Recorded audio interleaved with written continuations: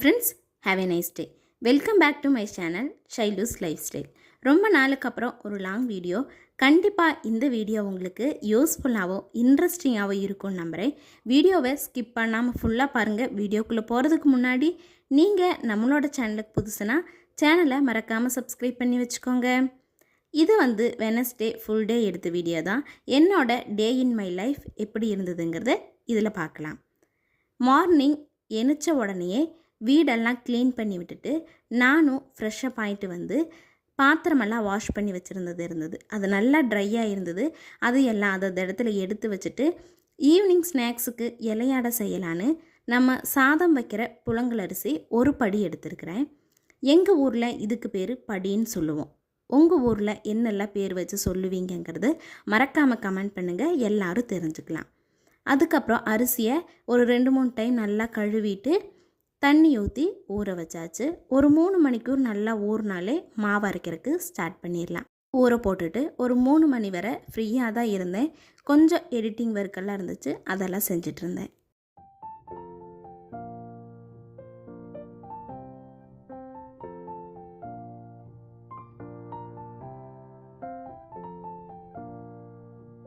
மூணு மணிக்காட்டம் அரிசி நல்லாவே ஊறிடுச்சு.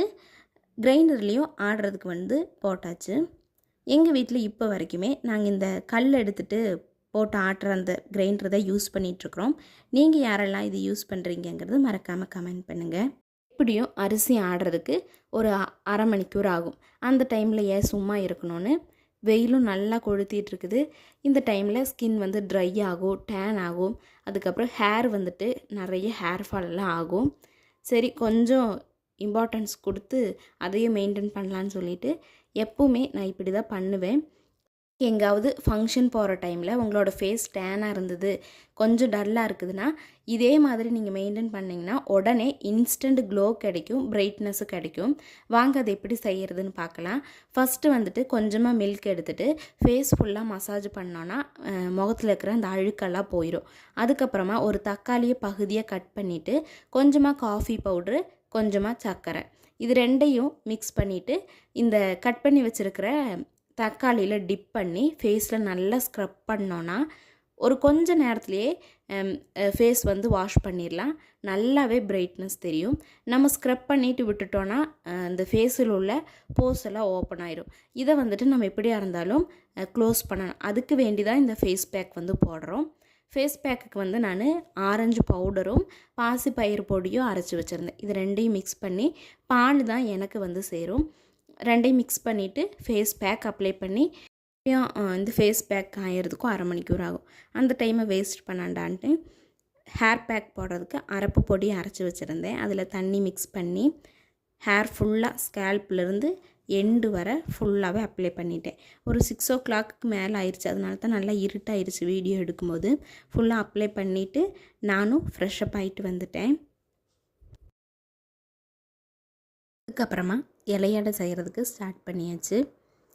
இது நம்ம அரைச்சி வச்சுருந்த மாவை நல்லா அகலமான கடாயில் கொஞ்சமாக ஏதோ ஒரு ஆயில் சேர்த்திட்டு மாவையும் அதில் சேர்த்தி நல்லா கிளறிட்டே இருக்கணும்.